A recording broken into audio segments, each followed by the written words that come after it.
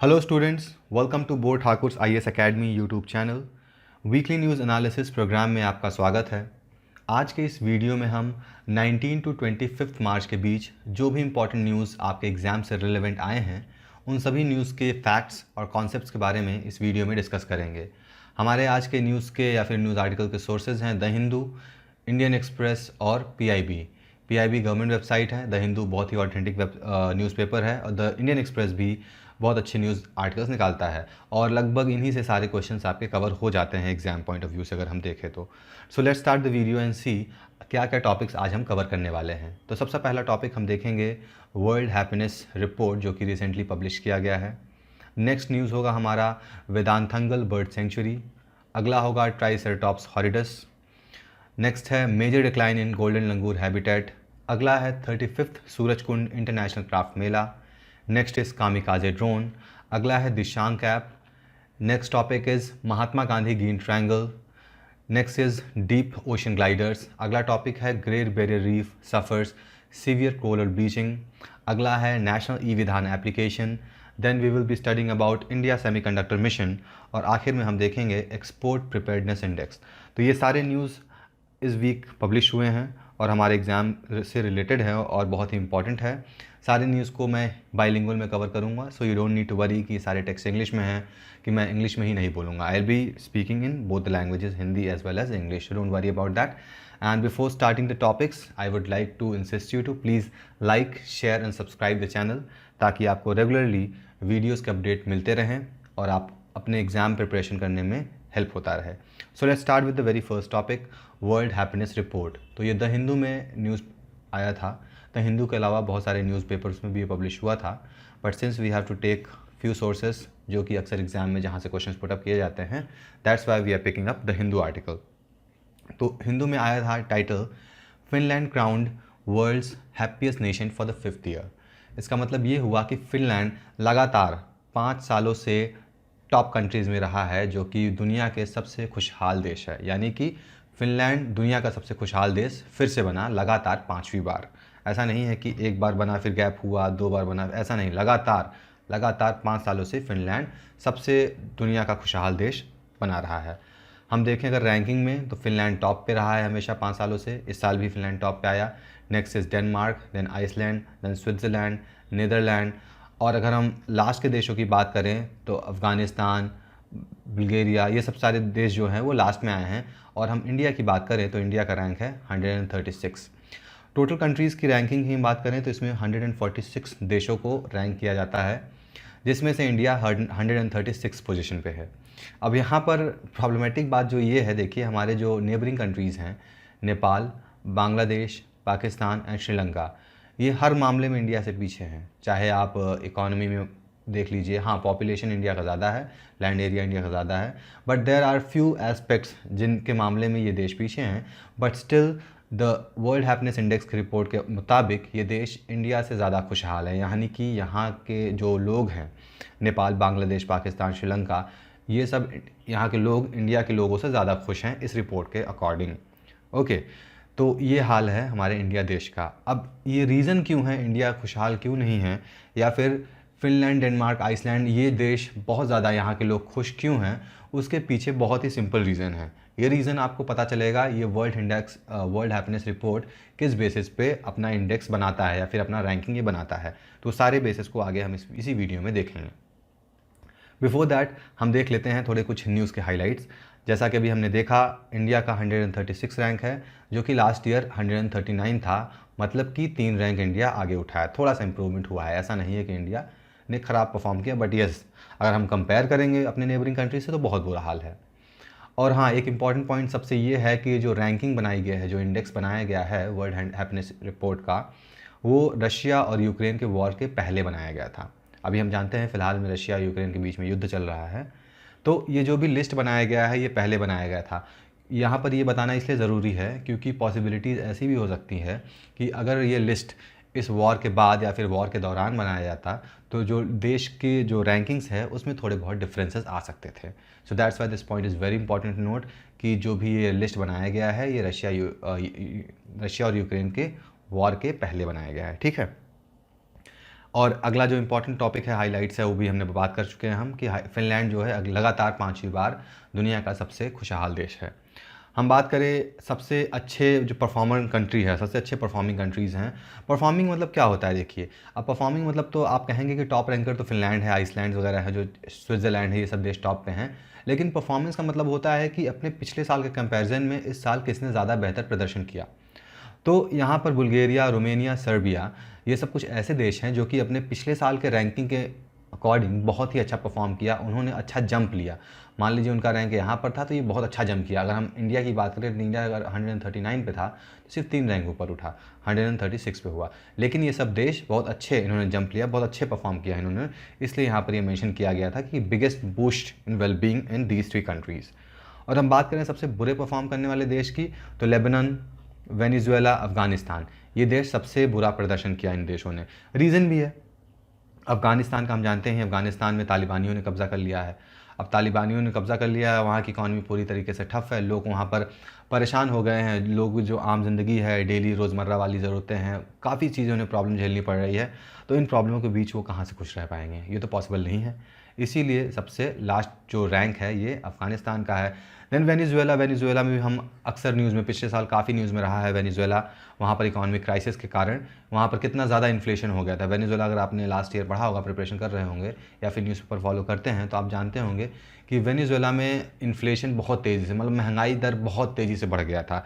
उसके बहुत सारे कारण थे, हम वहाँ पर बहुत डिटेल में नहीं जाएंगे because this news is not related to that aspect. अगला है लेबनान। लेबनान भी बहुत पीछे रहा है, इसमें भी हम जानते हैं पिछले 2 साल से बहुत इकोनॉमिक क्राइसिस चल रही हैं, इसी वजह से ये वर्ल्ड हैप्पीनेस रिपोर्ट के अकॉर्डिंग पीछे रहा है या फिर बहुत ही नीचे रहा है, ठीक है। और हम ये भी हम बात कर चुके हैं कि ये 146 देशों के बीच की रैंकिंग प्रोवाइड करती है, ठीक है। मूविंग फर्दर, इस रिपोर्ट के बारे में अगर हम बात करें कि ये रिपोर्ट कैसे अपना इंडेक्स जारी करता है या फिर अपना कैसे रैंकिंग जारी करता है, उससे पहले हम ये जान लेते हैं कि ये 10वां रिपोर्ट था, सॉरी 10वां, 10th। ये जो रिपोर्ट है world happiness report, this is the 10th report of this world happiness. ये किसके द्वारा जारी किया जाता है, तो ये United Nations sustainable development solution network, ये ऑर्गेनाइजेशन है जो कि इस इंडेक्स को जारी करती है या फिर इस रिपोर्ट को जारी करती है। और इस रिपोर्ट में या फिर आर्टिकल में रैंकिंग होती है, साथ साथ नेशनल हैप्पीनेस, मतलब कि नेशनल हैप्पीनेस के हिसाब से रैंकिंग और आर्टिकल्स उसमें पब्लिश होते हैं। अब यहाँ पर एक और इम्पॉर्टेंट एस्पेक्ट जानना ज़रूरी है, ग्रॉस नेशनल हैप्पीनेस। अब हमने सुना होगा ग्रॉस नेशनल प्रोडक्ट या फिर GDP, gross domestic product, gross national product, या फिर स्टेट का भी हमने जीडीपी देखा है। तो उसी तरीके से ये ग्रॉस नेशनल हैप्पीनेस है जो कि भूटान का एक पैरामीटर्स है जिसके बेसिस पर हैप्पीनेस यहाँ पर मेजर किया जाता है।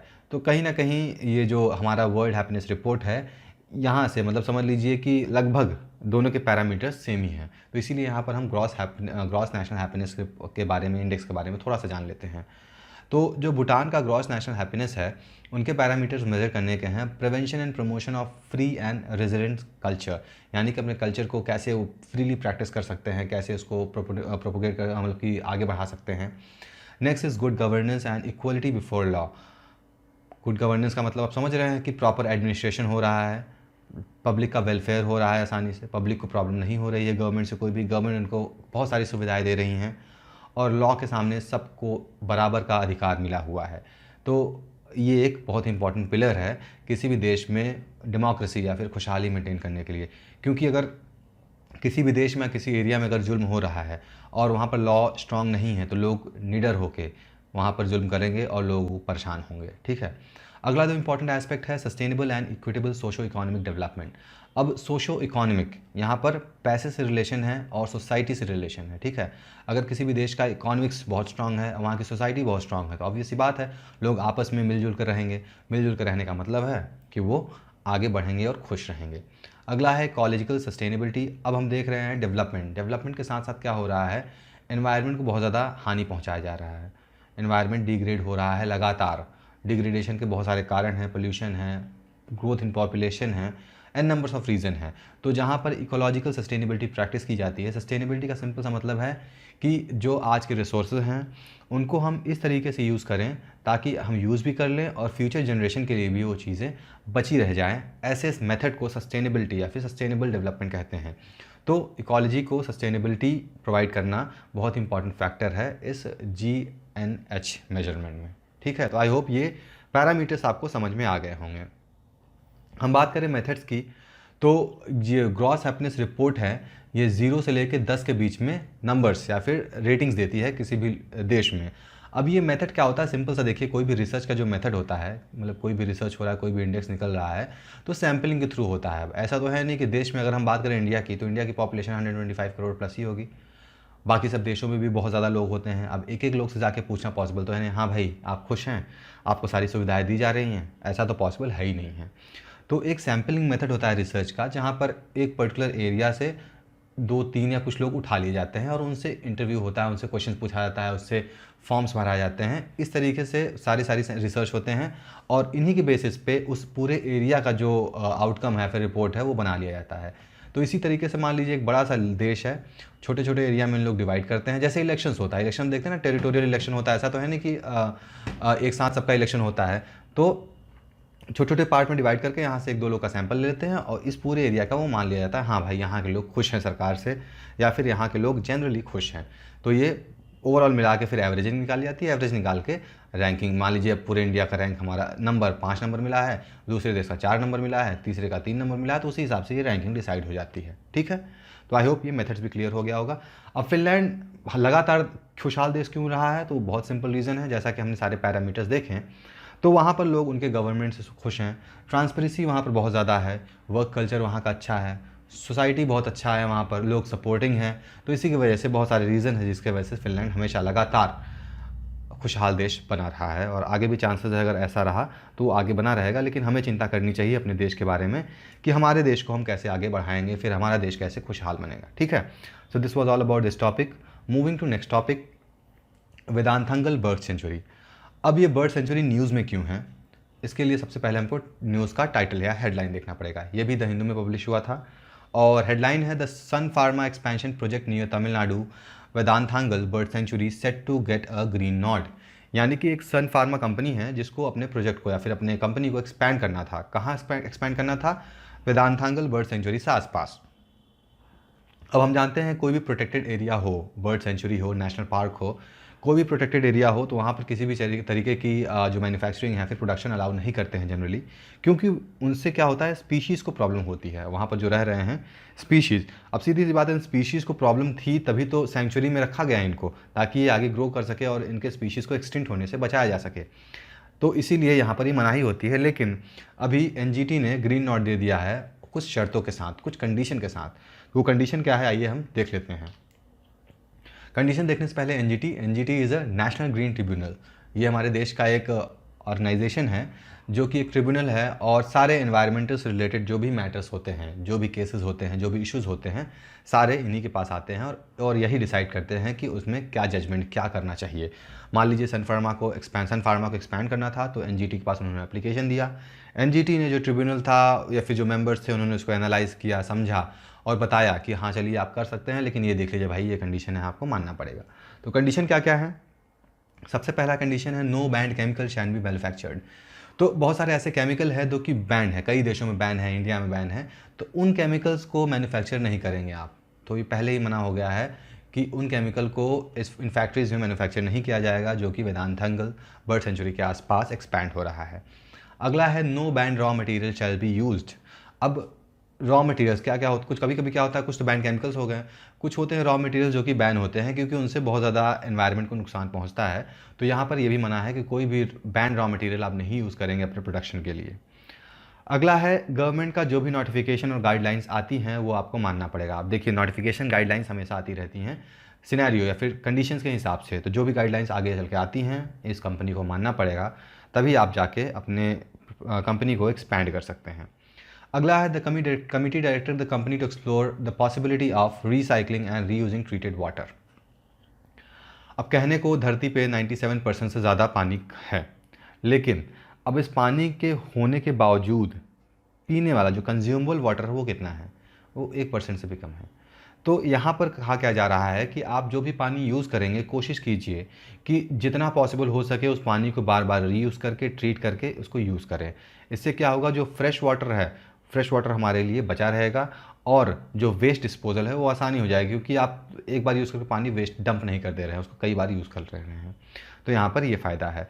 अगला जो कंडीशन दिया गया है वो है ज़ीरो लिक्विड डिस्चार्ज, यानी कि कोई भी लिक्विड किसी भी तरीके का डिस्चार्ज आपको बर्ड सेंचुरी में नहीं करना है, क्योंकि इससे जो भी एरिया है उस एरिया का पानी, लैंड, सब कुछ पोल्यूटेड हो जाएगा और चांसेस होंगे जो भी बर्ड्स हैं उनको प्रॉब्लम हो जाए। ठीक है, अब हम बर्ड सेंचुरी की बात करें तो ये जो वेदांतांगल बर्ड सेंचुरी है ये 1936 में बर्ड सेंचुरी घोषित कर दिया गया था तमिलनाडु में। और एक इंटरेस्टिंग स्टोरी है वेदांतांगल के बारे में। वेदांतांगल नाम क्यों पड़ा इस बर्ड सेंचुरी का या फिर इस एरिया का? ये इसलिए पड़ा क्योंकि 1880s में जो यहाँ के लोकल्स थे उनके लिए एक हंटिंग स्पॉट था। हंटिंग स्पॉट था और तमिल में वेदांतांगल का मतलब होता है हैमलेट या फिर हंटर। ठीक है, हैमलेट या फिर हंटर, इसी की वजह से इस एरिया का नाम वेदांतांगल पड़ गया। और आगे चलकर गवर्नमेंट ने इस एरिया को बर्ड सेंचुरी घोषित कर दिया 1936 में। और ये किसके तहत हुआ था? तो रिजर्व फॉरेस्ट 1963 में मद्रास एक्ट 1882 के अगेंस्ट में, मतलब कि इसके साथ ही इसको रिजर्व फॉरेस्ट घोषित कर दिया गया था। और फाइनली 1998 में अंडर सेक्शन 26(1) में इसको वाइल्ड लाइफ प्रोटेक्शन एक्ट 1972 के अंडर में जोड़ दिया गया। क्यों जोड़ दिया गया? क्योंकि ये एक्ट के अकॉर्डिंग क्या होता है, कोई भी एरिया, कोई भी जंगल है, उसको प्रोटेक्ट करने के लिए लॉज हैं, हमारे यहाँ लॉज एंड रूल्स है। अगर ऐसा ना हो तो बहुत ज़्यादा प्रॉब्लम हो सकता है। वहाँ पर लोग हंटिंग, पोचिंग कर सकते हैं, इलीगल मार सकते हैं जानवरों को, ये सब बहुत सारी प्रॉब्लम आती है, इसीलिए यहाँ पर ये बैन कर दिया गया। और यहाँ पर लगभग बर्ड सेंचुरी हर साल, बर्ड सेंसस हर साल कंडक्ट किया जाता है और देखा गया है कि 28,000 से ज़्यादा यहाँ पर स्पीशीज़ रहती हैं इस वेटलैंड सेंचुरी में। ठीक है, बर्ड सेंचुरी क्या होता है, I hope I don't need to explain, but हाँ फिर मैं बता देता हूँ। बर्ड सेंचुरी मतलब ऐसा स्पेस जहाँ पर बर्ड्स को प्रोटेक्ट किया जा सके और उनको ब्रीडिंग के लिए मौका दिया जाए। ब्रीडिंग मतलब ताकि उनका पॉपुलेशन और आगे बढ़े और उनके स्पीशीज़ को सपोर्ट मिले ताकि वो एक्सटिंक्ट ना हो जाए। So this was all about this news. Moving to next news, triceratops horridus, ये क्यों न्यूज़ में है? तो अभी रिसेंट में मेलबर्न म्यूज़ियम ने एक ट्राइसेराटॉप्स एग्जीबिशन ओपन किया। इस एग्जीबिशन का नाम है triceratops fate of the dinosaurs. अब ये ट्राइसेराटॉप्स क्या है? ये भी एक डायनासोर है, आप इमेज में देख रहे हैं, दिस इज़ अ डायनासोर। अब ये न्यूज़ में क्यों है? देखिए, ये सिर्फ म्यूज़ियम में इसके एग्जीबिशन के लिए लगाया गया ये रीज़न नहीं है। इसके न्यूज़ में रहने का रीज़न ये है कि सबसे जो लास्ट एग्जिस्टिंग डायनासोर है, नॉन बर्ड डायनासोर, डायनासोर तो अभी एग्जिस्ट किए हैं लेकिन जो नॉन बर्ड डायनासोर है सबसे लास्ट एग्जिस्टिंग यही है, ट्राइसेराटॉप्स डायनासोर ही है, जो कि लास्ट नॉन बर्ड डायनासोर है। और इसका नाम ट्राइसेराटॉप्स क्यों पड़ा? क्योंकि ये 3 सींगों वाले फेस का है। आप देख रहे होंगे ना फोटो में, 1 2 3, 3 सींग हैं इसके, इसीलिए इसका नाम ट्राइसेराटॉप्स डायनासोर पड़ा। और ये अर्थ के मास एक्सटिंक्शन के बाद या फिर उस समय तक सबसे लास्ट स्पीसीज़ है जो कि जिंदा रहा। मास एक्सटिंक्शन क्या होता है? जब पूरी तरीके से धरती में तबाही आ जाती है, पूरा जो स्पीशीज़ है पूरा नष्ट हो जाता है। तो कहा जाता है या माना जाता है, बहुत सारे मान्यताएं भी हैं कि धरती पे पहले डायनासोर्स होते थे और कुछ मास एक्सटिंक्शन हुआ जिसकी वजह से सारी डायनासोर की प्रजाति खत्म हो गई, लेकिन अभी भी इनके फॉसिल्स पाए जाते हैं। तो हम बात करें इसकी, तो ये देखिए फॉसिल, इस डायनासोर का फॉसिल पाया गया है और ये 85% इंटैक्ट पाया गया है। बहुत बड़ी बात है। फॉसिल तो बहुत मिले हैं लेकिन एक साथ इंटैक्ट, मतलब कि पूरा, मान लीजिए डायनासोर मर गया है, वहाँ पर डेथ हो गया है, उसका जो फॉसिल है, जो उसके बोन्स हैं, वो 85% इंटैक्ट मोड में पाए गए हैं। इसीलिए ये एक न्यूज़ का बहुत बड़ा कारण रहा है। हम बात करें इनका एग्जिस्टेंस का, तो ये 67 मिलियन ईयर्स पहले ही एग्जिस्ट करते थे अर्थ पर। अब पीरियड की बात करें तो ये क्रिटेशियस पीरियड है। क्रिटेशियस पीरियड के दौरान ये रहते थे। क्रिटेशियस पीरियड कब है? 145 million to 66 million years ago, इतने साल पहले ये क्रिटेशियस पीरियड था। और क्रिटेशियस पीरियड को आसान भाषा में समझना है तो इसका एक 3 सेगमेंट में, मेसोजोइक एरा को अगर हम डिवाइड कर लें, मेसोजोइक एरा है, इसको 3 सेगमेंट में डिवाइड कर लें तो जो सबसे लास्ट सेगमेंट है वो हमारा क्रिटेशियस पीरियड जाना जाता है। ठीक है, हम बात करें आगे तो ये इतना ही था इस न्यूज़ में ट्राइसेराटॉप्स के बारे में कि ये 85% फॉसिल जो है इसका इंटैक्ट पाया गया है और ये मेलबर्न में म्यूज़ियम में इसके एग्जीबिशन के लिए लगाया गया है ताकि लोग आके देख सकें इस डायनासोर के बारे में। और इम्पॉर्टेंट बात ये भी है कि एक हर्बीवोरस डायनासोर था, यानी कि प्लांट ईटिंग डायनासोर था। बाकी सब डायनासोर कई सारे होते हैं जो कि एनिमल ईटिंग होते हैं या फिर कार्निवोर्स होते हैं, but this dinosaur was plant eating animal. Okay, moving to next news. ये भी द हिंदू का आर्टिकल है और एनवायरनमेंट से ही रिलेटेड है। Study reveals significant decline in golden Nagur habitat. अब यहाँ पर इम्पॉर्टेंट पॉइंट जो आप नोटिस करेंगे, यहाँ पर गोल्डन लंगूर एक्सटिंक्ट नहीं हो रहे हैं, बट उनका हैबिटेट एक्सटिंक्ट हो रहा है। मतलब कि जहाँ वो रहते थे वो एरिया ही धीमे धीमे ख़त्म हो रहा है। हाँ, अल्टीमेटली असर तो इन पे ही पड़ेगा, इन स्पीशीज़ पे ही पड़ेगा। But today's news, the news which has been publish in the Hindu, उसमें बताया गया है कि गोल्डन लंगूर का हैबिटेट जो है वो धीमे धीमे ख़त्म हो रहा है। अब हम बात करें यहाँ पर न्यूज़ का, तो न्यूज़ में यही पब्लिश हुआ है, recent study by scientist has suggested a significant decline in habitat of golden langur. वही बताया गया जो मैंने कि बता दिया। और इनका अगर हम हैबिटेट की बात करें तो इंडिया और भूटान के बॉर्डर के बीच में ये पाए जाते हैं। ठीक है, इंडिया भूटान हम जानते ही हैं, India Bhutan is a neighbouring country, और इन्हीं के बॉर्डर में, जैसे इंडिया बॉर्डर ये भूटान है, तो इसी बॉर्डर के बीच में ये पाए जाते हैं। हम बात करें एरियाज़ की, तो भूटान में ये सिरांग, सरपैंग, झिमगैंग, ट्रोसंग, इन डिस्ट्रिक्ट्स में भूटान के ये पाए जाते हैं। और इंडिया में अगर हम बात करें तो चिरांग, कोकराझार, धुबरी, बोनगाईगांव डिस्ट्रिक्ट, इन असम के डिस्ट्रिक्ट में ये सारे पाए जाते हैं। ठीक है, अगर हम बात करें टोटल रेंज की, तो 66,320 स्क्वायर किलोमीटर्स के एरिया में ये पाए जाते थे। लेकिन अब क्योंकि ये इनका जो हैबिटेट है वो एक्सटिंक्ट हो रहा है, धीमे धीमे ख़त्म हो रहा है, तो सिर्फ 18.49% ही बचा है। 18.49% किसका? इस एरिया का। ठीक है, अब वो कितना होता है? 12,265 स्क्वायर किलोमीटर का एरिया होता है, जो कि आगे बताया जा रहा है एक्सपर्ट्स के हिसाब से कि 2031 तक 8,884 किलोमीटर एरिया ही बचेगा इनके रहने के लिए, जो कि एक बहुत ज़्यादा मेजर कंसर्न है। अगर एरिया ही नहीं बचेगा तो लोग रहेंगे कहाँ? जैसे अगर आपका घर ही ना बचे तो आप कितना दिन ज़िंदा रह लेंगे? आप कुछ दिन अपने फ्रेंड के यहाँ, कुछ दिन कहीं, लेकिन आपको बहुत ज़्यादा प्रॉब्लम झेलनी पड़ेगी। Similarly is the case with this species. ठीक है, और प्रोटेक्टेड एरिया जो है, प्रोटेक्टेड एरिया वो अभी 14.39% ही है, जो कि सूटेबल रहेगा ऐसे गोल्डन लंगूर्स के एग्जिस्टेंस के लिए। ठीक है, तो इसको प्रोटेक्टेड एरिया को बढ़ाना बहुत ही ज़रूरी है। अगर इनका हैबिटेट पे ध्यान नहीं दिया जाता है तो हो सकता है इन फ्यूचर गोल्डन लंगूर की प्रजाति ही पूरी तरीके से ख़त्म हो जाए। हमें एक बेसिक कॉन्सेप्ट भी समझ लेना चाहिए, IUCN रेड लिस्ट ये क्या होता है? तो ये एक ऑर्गेनाइजेशन है, international union for conservation of red list of threaten species. मतलब कि जो भी थ्रेटन स्पीशीज़ हैं, जो भी स्पीशीज़ जिनको प्रॉब्लम्स हैं, जो फिर एक्सटिंक्ट होने के चांसेस हैं जिनके, या फिर अभी प्रॉब्लम हो सकती है आगे चल के, उनका ये लिस्ट बनाता है ऑर्गेनाइजेशन। ये ऑर्गेनाइजेशन 1964 में इस्टेब्लिश किया जाता है या फिर गया था, और ये दुनिया का सबसे कॉम्प्रिहेंसिव इन्फॉर्मेशन का सोर्स है सारे स्पीशीज़ के बारे में। जो भी animal species, animal, plant, birds, जो भी स्पीशीज़ हैं, उन स्पीशीज़ के बारे में ये सारी अच्छी इन्फॉर्मेशन प्रोवाइड करता है अपने लिस्ट में। अभी तक 1,42,500 स्पीशीज़ को ये एनालाइज करके अपने लिस्ट में शामिल कर चुका है, अलग अलग कैटेगरीज़ में। कुल 9 कैटेगरीज़ हैं, अभी हम आगे वो भी देखेंगे कौन कौन सी कैटेगरीज एग्जिस्ट करती हैं। अब स्पीशीज़ क्या होता है? तो कोई भी हो सकता है स्पीशीज़ के अंडर में, animal, trees, coral, fungus, insect, even हम भी एक स्पीशीज़ है, होमो सैपियंस। और सबको अगर मिला दिया जाए तो सबको टुगेदर बायोडाइवर्सिटी कहेंगे। ठीक है, biodiversity is very important concept environment का है, इकोलॉजी एंड एनवायरनमेंट में। बायोडाइवर्सिटी सिंपल सा मतलब है जहाँ पर बायोटिक एंड एबायोटिक कंपोनेंट्स एक साथ रहते हो, इंटरेक्ट करते हैं, उनको बायोडाइवर्सिटी कहते हैं। ठीक है, अब हम देख लेते हैं इनके 9 कैटेगरीज़ को। तो सबसे पहला कैटेगरी है डेटा डेफिशिएंट। तो ऐसे स्पीशीज़ जिनके बारे में पढ़ा जा सकता है, समझा जा सकता है, बहुत डिटेल स्टडी की जा सकती है, लेकिन अब वो एक्सटिंक्ट हो रहे हैं या फिर उन स्पीशीज़ का कंडीशन क्या है ये जानना बहुत मुश्किल हो जाता है, क्योंकि उनका डेटा, मतलब कि किस एरिया में रह रहे हैं, किस एरिया में कितने नंबर्स में रह रहे हैं, या फिर हो सकता है अपने नेचुरल हैबिटेट से ये बाहर एग्जिस्ट करने लगे हों, तो उन स्पीशीज़ के बारे में सफिशिएंट डेटा नहीं होता है, इसलिए इन स्पीशीज़ को डेटा डेफिशिएंट कैटेगरी में रखा जाता है। Next is least concern. नाम से ही क्लियर है, ऐसे स्पीशीज़ जिनके बारे में बहुत ज़्यादा चिंता करने की ज़रूरत नहीं है। ह्यूमंस के बारे में क्या चिंता करना है? ह्यूमंस तो खुद ही अभी सब कुछ प्रॉब्लम क्रिएट कर रहे हैं, तो इनके बारे में चिंता करने की ज़रूरत नहीं है। हाँ, इसके अलावा बहुत सारे एनिमल्स या प्लांट्स या फिर बर्ड स्पीशीज़ ऐसी हैं जिनके बारे में टेंशन लेने की ज़रूरत नहीं है। चलो ठीक है, चिल रहेंगे, अभी आगे वो कंटिन्यू कर सकते हैं। और ऐसा इसलिए किया जाता है क्योंकि IUCN का एक पैरामीटर्स होते हैं कुछ, जिन पैरामीटर्स को क्वान्टिफाई या फिर क्वालिफाई नहीं करते हैं ये स्पीशीज़, उनको लीस्ट कंसर्न में डाल दिया जाता है। ठीक है, अब ये क्या क्या कैटेगरीज हो सकते हैं? Critically endangered, vulnerable, near threaten. ये इन अगर क्राइटेरिया को फुलफिल नहीं कर रहे हैं तो लीस्ट कंसर्न सेगमेंट में डाल दिया जाएगा ऐसे स्पीशीज़ को। Next is near threaten.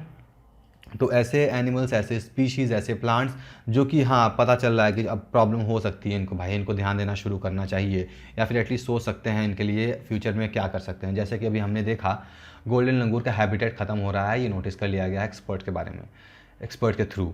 अब उनके ऊपर जो सोचेंगे तो इनको उस ऐसे स्पीशीज़ को नियर थ्रेटन स्पीशीज़ में डाला जा सकता है। ठीक है, moving to next concept, vulnerable. हाँ, कि अब अगर समझ में आता है कुछ इनके क्राइटेरिया है ए टू ई IUCN के, इन क्राइटेरिया के अंडर में वो स्पीशीज़ अगर आती हैं तो वो वनरेबल स्पीशीज़ होती हैं, मतलब कि एक्चुअल में अब इनको प्रॉब्लम हो सकती है। मूविंग फर्दर, ये तीन जो कैटेगरीज हैं बहुत इंपॉर्टेंट है। यहाँ पर कलर कोडिंग आप ध्यान से देखिए, क्रिटिकली एंडेंजर्ड, एंडेंजर्ड और वनरेबल। वनरेबल अभी हमने पढ़ा, वनरेबल वही है, हमने समझ चुके हैं। एंडेंजर्ड मतलब क्या होता है, ऐसे स्पीशीज़ जो कि बहुत हाई रिस्क पे हो एक्सटिंक्शन के अपने हैबिटेट से। और क्रिटिकली एंडेंजर्ड तो एक्सट्रीमली हाई, कि अब भाई देख लो नहीं तो ये नहीं बचने वाले हैं। तो ऐसे स्पीशीज़ को क्रिटिकली एंडेंजर्ड स्पीशी कहा जाता है। देख लें एकदम लाल रेड कोड दिया गया है इसको। So these are 3 categories. अगला सेगमेंट है एक्सटिंक्ट इन द वाइल्ड, यानी कि ऐसे स्पीशीज़ जो कि अपने एरिया में, अपने जहाँ हैबिटेट है या फिर जंगल में नहीं रह रहे हैं, लेकिन पॉसिबिलिटीज़ हैं कि और कहीं दूसरे हैबिटेट में वो एग्जिस्ट करते हों, इसलिए ऐसे स्पीशीज़ को एक्सटिंक्ट इन द वाइल्ड में रखा गया है। नेक्स्ट कैटेगरी है एक्सटिंक्ट, ख़त्म, अब कुछ नहीं किया जा सकता है, पूरी तरीके से ये स्पीशीज़ नहीं बची है। एग्जाम्पल के लिए डायनासोर, अभी हमने देखा थोड़ी देर पहले, डायनासोर स्पीशीज़ अब धरती पर हैं ही नहीं। इनके अलावा बहुत सारे स्पीशीज़ हैं जो कि अब अवेलेबल नहीं हैं। ऐसे स्पीशीज़ को एक्सटिंक्ट कैटेगरी में रखा जाता है। कोडिंग देख सकते हैं हम, ब्लैक यानी कि डेड।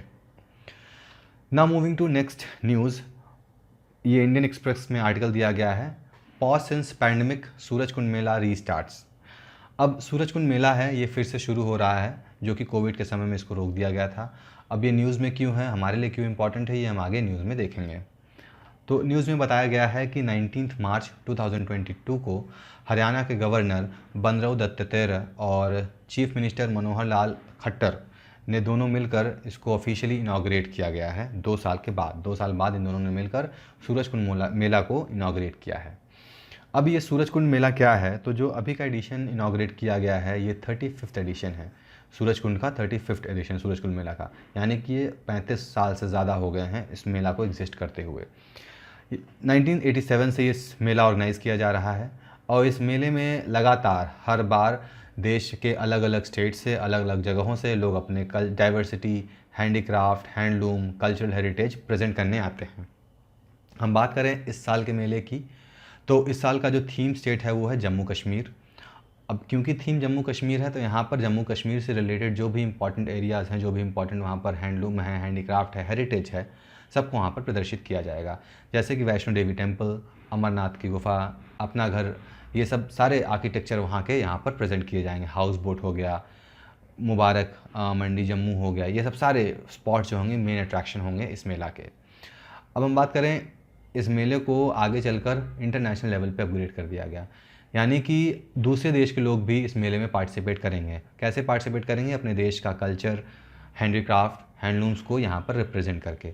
तो 2013 में सूरजकुंड मेला को इंटरनेशनल लेवल पर अपग्रेड कर दिया गया था। उससे पहले सिर्फ देश के लोग ही, यानी कि देश के जितने स्टेट्स हैं, यूनियन टेरिटरीज़ हैं, सारे लोग आके वहाँ पर रिप्रेजेंटेशन करते थे।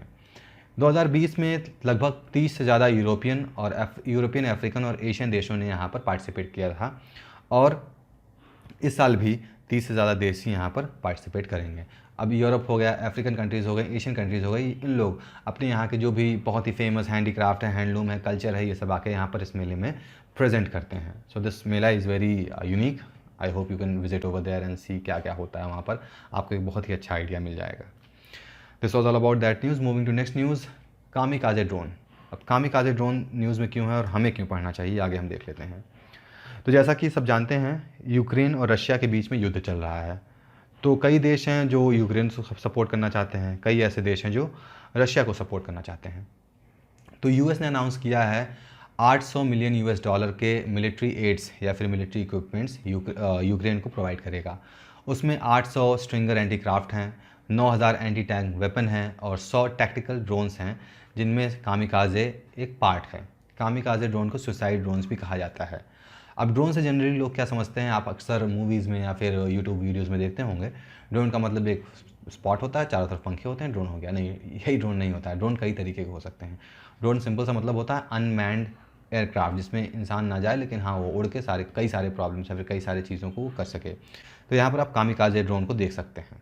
ठीक है, अभी इस कामिकाज़े ड्रोन को सुसाइड ड्रोन कहा जा रहा है। सुसाइड ड्रोन क्यों कहा जा रहा है? क्योंकि ये आर्म्स या फिर कैरी ऐसी जगह कर सकता है जहाँ पर जाके ये खुद ब्लास्ट हो जाता है। खुद ब्लास्ट होने का मतलब क्या है? वहाँ पर जाके ब्लास्ट हो गया, जो भी एरिया अगल बगल के लोग हैं वहाँ के अफेक्टेड हो जाएंगे। That's why it is called as suicide drones.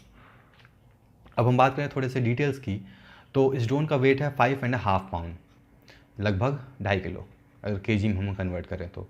और इसका अगर फ्लाइंग कैपेसिटी देखें तो ये 7 मील तक उड़ सकता है और अपने टारगेट को हिट कर सकता है।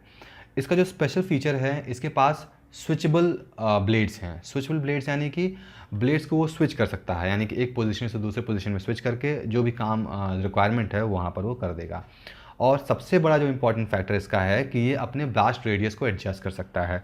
ब्लास्ट रेडियस क्या होता है? मान लीजिए एक स्पॉट यहाँ पर है, यहाँ पर एक गाड़ी है, मान लीजिए इस गाड़ी में ड्राइवर बैठा है और बाकी पैसेंजर है। अब इस ड्रोन को यहाँ पर आर्मी ने भेजा कि जाओ भाई उड़ा के आओ। यहाँ पर आके अगर इनको लगता है कि हाँ हमें सिर्फ ड्राइवर को मारना चाहिए, इन लोगों को नहीं मारना चाहिए, या फिर हमें कुछ लोग को कहीं पर वॉर में 8-10 लोग हैं, इनको लगता है कि हमें सिर्फ एक आदमी को या फिर 2 आदमी को निशाना बनाना चाहिए, तो ये ड्रोन यहाँ उड़ा के लाएंगे और एक रेडियस फिक्स कर देंगे। हाँ भाई 1 मीटर के एरिया के लोग जितने हैं सब निपट जाएँ। तो वही हमारा ब्लास्ट रेडियस है, मतलब कि इस एरिया में आके अपने रेडियस को बढ़ा घटा सकते हैं। 1 मीटर इफेक्ट करना है, 2 मीटर इफेक्ट करना है, ये एडजस्टेबल है। साथ ही इसमें कैमरास भी लगे हैं, तो ये भी एक बहुत इंपॉर्टेंट फंक्शनैलिटी प्रोवाइड करता है। So this was all about kamikaze drone. बात करें अगले न्यूज़ टॉपिक की, ये भी इंडियन एक्सप्रेस में पब्लिश हुआ है, दिशांक ऐप के बारे में है। अब दिशांक ऐप क्या है? ये कर्नाटका गवर्नमेंट का एक ऐप है जो कि कर्नाटका गवर्नमेंट ने लॉन्च किया है। इसको हम डिटेल में देख लेते हैं। तो ये एक मोबाइल एप्लीकेशन लॉन्च किया गया है और इसमें 1990 से लेके भूमि प्रोजेक्ट के अंडर में जो भी डेटा है सबको डिजिटली इस ऐप पे रिकॉर्ड किया जाएगा, दिशांक ऐप पे। ठीक है, ये जो ऐप है Karnataka geographical information system program और Karnataka state remote sensing application centre के द्वारा मिल के बनाया गया है। इन दोनों ऑर्गेनाइजेशन ने मिल के इस ऐप को डेवलप किया गया है। और इस ऐप का जो सोर्स ऑफ डेटा है वो सैटेलाइट होगा। सैटेलाइट से बहुत सारे डेटा कैप्चर करके इस ऐप में फीड किए जाएंगे। ठीक है, और बेनिफिट क्या होगा? बेनिफिट ये होगा कि जो भी ट्रांसपेरेंसी होता है, यानी कि लैंड ओनर कौन है, किसका लैंड है, कब परचेज़ किया था, कब सेल किया था, सारी इन्फॉर्मेशन ट्रांसपेरेंट रहेंगी, किसी को कोई घबराने की ज़रूरत नहीं है। जनरली हम देखते हैं लैंड बाइंग एंड सेलिंग में बहुत ज़्यादा फ्रॉड्स होते हैं। ठीक है, नकली पेपर बना लिया किसी ने, या फिर झूठ बोल के किसी ने किसी को बेच दिया, बहुत सारे फ्रॉड्स होते थे। तो उस फ्रॉड से यहाँ बचा जा सकेगा, क्योंकि चीज़ें अब गवर्नमेंट ऑथेंटिक हो गई, ऐप प्रोवाइडेड है और साथ साथ ही ट्रांसपेरेंट है। अब किसी ऑफिसर सामने जाके गिराने की ज़रूरत नहीं, भाई 500 ले लो, बता दो क्या इन्फॉर्मेशन है। ये भी चलता था बहुत ज़्यादा, तो वो सब भी चीज़ें यहाँ पर ख़त्म हो जाएगी। ये इस चीज़ का सिग्निफिकेंस भी है, यानी कि अब डेटाबेस जो भूमि का है बहुत मजबूत हो जाएगा। लैंड का ओनरशिप किसके पास है, कौन इसके लैंड का ओनर है, क्या प्राइस वगैरह है, सब चीज़ें बहुत आसानी से समझ में आ जाएगी, पता चल जाएगा। अब हम बात करें भूमि प्रोजेक्ट की, तो ये ईयर 2000 में कर्नाटका स्टेट गवर्नमेंट के द्वारा भूमि प्रोजेक्ट लॉन्च किया गया था। यही करप्शन को डील करने के लिए और साथ साथ ही सारे डेटा को डिजिटलाइज करने के लिए भूमि प्रोजेक्ट लॉन्च किया गया था। ठीक है, बेनिफिट्स क्या क्या होंगे? बेनिफिट्स यही होंगे कि भूमि प्रोजेक्ट बेनिफिट्स जो हैं अब ये हमारे दिशांक ऐप के थ्रू और आसान हो जाएंगे, कि लैंड रिकॉर्ड्स जो भी हैं इजीली अवेलेबल रहेंगे और उस लैंड रिकॉर्ड के हेल्प से कोई भी किसान है या फिर कोई भी लोन के लिए लोन या फिर अदर पर्पस के लिए इजीली अप्लाई कर सकता है, क्योंकि वहाँ पर लैंड रिकॉर्ड्स इजीली मिल जाएंगे हमें। ठीक है, और साथ ही अगर क्रॉप इंश्योरेंस वगैरह क्लेम करना आसान हो जाएगा। क्रॉप इंश्योरेंस क्या होता है? देखिए, अगर खेती जो है, एग्रीकल्चर है, कभी कभी वो हमारा नेचुरल रिसोर्सेज, नेचुरल रेन के ऊपर डिपेंडेंट है। तो कभी कभी क्या होता है, नेचुरल डिज़ास्टर, आंधी आ गया, तूफान हो गया, गलत समय में बारिश हो गई, तो क्रॉप्स क्या होते हैं, डिस्ट्रॉय हो जाते हैं। अब किसान को पूरा प्रॉब्लम हो जाता है, किसान क्या करे बेचारा? तो क्रॉप इंश्योरेंस होता है, अगर ऐसी कुछ कंडीशन आती है तो सैटेलाइट से सारा डेटा फीड रहेगा इस ऐप पे और उसके थ्रू इंश्योरेंस क्लेमिंग जो है बहुत ही आसान हो जाएगी। ये बहुत ही अच्छा फैसिलिटी है इस ऐप का। ठीक है, और इसके साथ ही लैंड ओनर का आरटीसी ईजिली पाया जा सकता है। आरटीसी क्या है? Right Tennessee and crop, right of Tennessee and crop, मतलब किसका ये ज़मीन है, किसने खेती किया है, सब कुछ इस ऐप में ये फीडेड रहेगा। So these are the benefits of Bhoomi program. ठीक है, अगला न्यूज़ है green triangle named after Mahatma Gandhi inaugurated in Madagascar. अब ये बहुत छोटा सा न्यूज़ है, फिर भी इसको हम देख लेते हैं क्योंकि गांधी जी से रिलेटेड है। तो और एक और इसमें पॉइंट है जो कि हमें जानना ज़रूरी है, थोड़ा एनवायरनमेंट से भी रिलेटेड है, इसलिए हम इसको थोड़ा सा देख लेते हैं ब्रीफ में। तो ये जो वर्ड ग्रीन है, ग्रीन इन प्लाग, इसका मतलब होता है a flat piece of stone और मेटल, मतलब एक फ्लैट सा पीस हो, चाहे स्टोन का हो चाहे मेटल हो, जो कि सिग्निफाई करता है सस्टेनेबल डेवलपमेंट और एनवायरनमेंट को सेव करने के लिए। हम देख रहे हैं ग्लोबल वार्मिंग हर जगह हो रहा है, हर जगह ग्रीनरी को हटाई जा रही है, कॉन्क्रीट जंगल बनाए जा रहे हैं, बिल्डिंग्स बनाए जा रहे हैं, जिससे टेम्परेचर राइज हो रहा है और एनवायरनमेंट को बहुत ज़्यादा इफेक्ट हो रहा है। तो उसको बचाने के लिए लोग अब कोशिश में लगे हुए हैं कि पार्क्स बनाए जाएँ, पेड़ पौधे प्लांट किए जाएँ। उसी तरीके से एक पार्क बनाया गया है मेडागास्कर के कैपिटल में, और उस पार्क का नाम रखा गया है महात्मा गांधी ग्रीन ट्रायंगल, जो कि एक ट्रिब्यूट है उनके लिए, महात्मा गांधी जी के लिए। ये ट्रिब्यूट क्यों किया गया? क्योंकि महात्मा गांधी साउथ अफ्रीका गए थे, वहाँ पर उन्होंने बहुत मदद की थी उन लोगों की, और महात्मा गांधी जब इंडिया आए तो उनको प्रवासी कहा गया, प्रवासी भारतीय, और इसी के तहत प्रवासी भारतीय दिवस भी मनाया जाता है। महात्मा गांधी, अगर हम बात करें डेट की, तो ये 9 जनवरी 1915 को देश वापसी आए थे, और इंडियन फ्रीडम स्ट्रगल में बहुत अच्छे से इन्होंने पार्टिसिपेट किया था, और इनके बारे में पूरा हिस्ट्री है, आप देख सकते हैं। अब मेडागास्कर का नाम यहाँ पर मेडागास्कर में या फिर साउथ अफ्रीका में क्यों दिया गया? क्योंकि वहाँ पर इंडियन स्टेट का बहुत ज़्यादा डायस्पोरा है, यानी कि बहुत ज़्यादा लोग रहते हैं, गुजरात से बहुत ज़्यादा लोग रहते हैं, और साथ ही इंडियन एम्बेसी ने बहुत ज़्यादा हेल्प किया है वहाँ पर ग्रीनरी वगैरह मेंटेन करने के लिए, इसीलिए इस पार्क का नाम महात्मा गांधी ग्रीन ट्रायंगल रखा गया है। So this was all about this news. Moving to next news, deep ocean gliders manned vehicle for ocean mission. अब ये क्या है?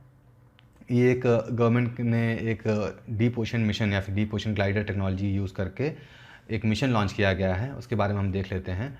तो 8 नए ओशन ग्लाइडर्स बनाए गए हैं, जिसकी कैपेसिटी मतलब कि लॉन्ग लास्टिंग 6 से 12 महीने तक वो चल सकते हैं।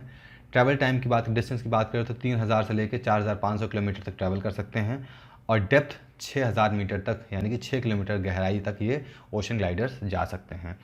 तो 24 लोकेशन पर ऐसे ही ओशन ग्लाइडर्स भेजे गए हैं डीप ओशन मिशन के अंडर में, ताकि वहाँ पर टेम्परेचर क्या है मतलब काफ़ी सारी चीज़ें, काफ़ी सारी डेटा कलेक्ट हो सके आसानी से, ठीक है।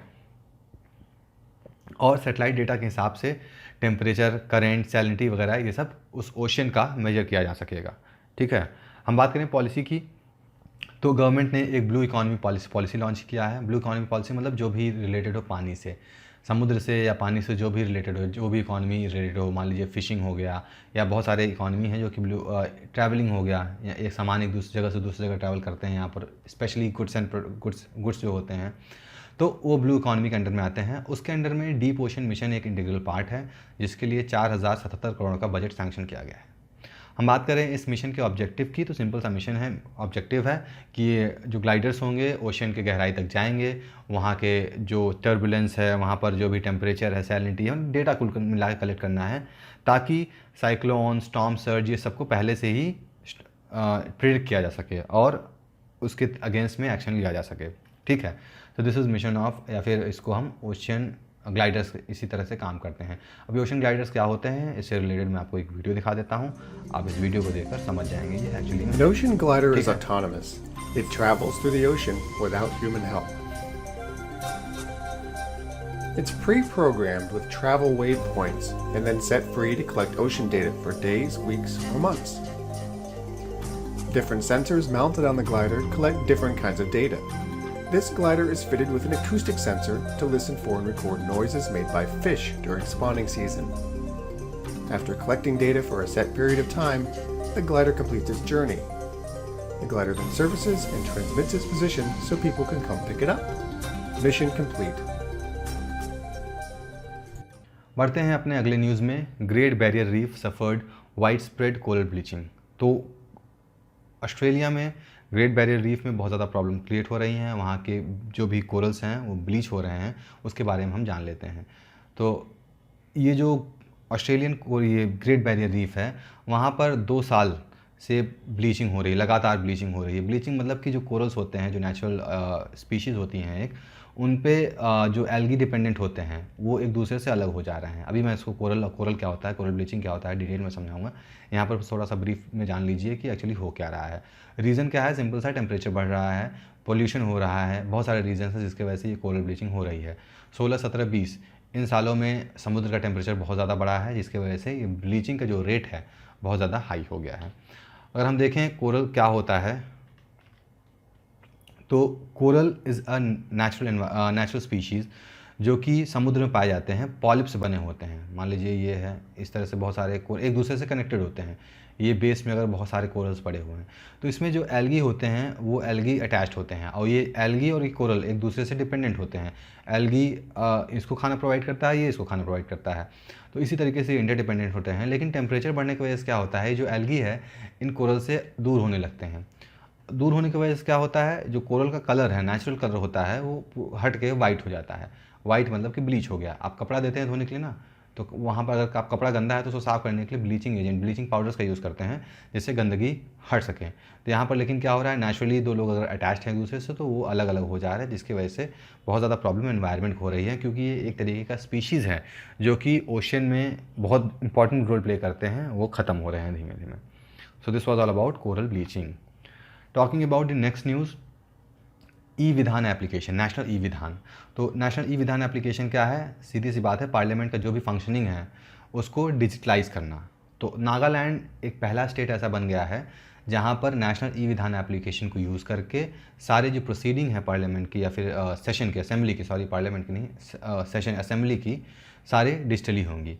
तो हर टेबल पे, वहाँ पर 60 मेंबर हैं उनके असेंबली में, हर टेबल पर ई बुक या फिर एक टैबलेट रखा गया है जिसमें ई विधान एप्लीकेशन है, और उस एप्लीकेशन में list of question, list of business reports, सब चीज़ अवेलेबल है बाइलिंगुअली, एक तो इंग्लिश में, एक रीजनल लैंग्वेज में। अब नागालैंड में है तो नागालैंड के रीजनल लैंग्वेज में होगा, आसाम में है तो आसाम के लैंग्वेज में होगा, यूपी बिहार है तो यूपी बिहार में, महाराष्ट्र है तो मराठी में, तमिलनाडु है तो तमिल में, तो दूसरा लैंग्वेज जो होगा रीजन के हिसाब से रहेगा, और एक लैंग्वेज इंग्लिश जो कि हर जगह कॉमन रहेगा। ठीक है, तो नागालैंड एक पहला ऐसा स्टेट हो गया है जो कि पूरी तरीके से डिजिटलाइज हो गया है अपने असेंबली के सेशंस में।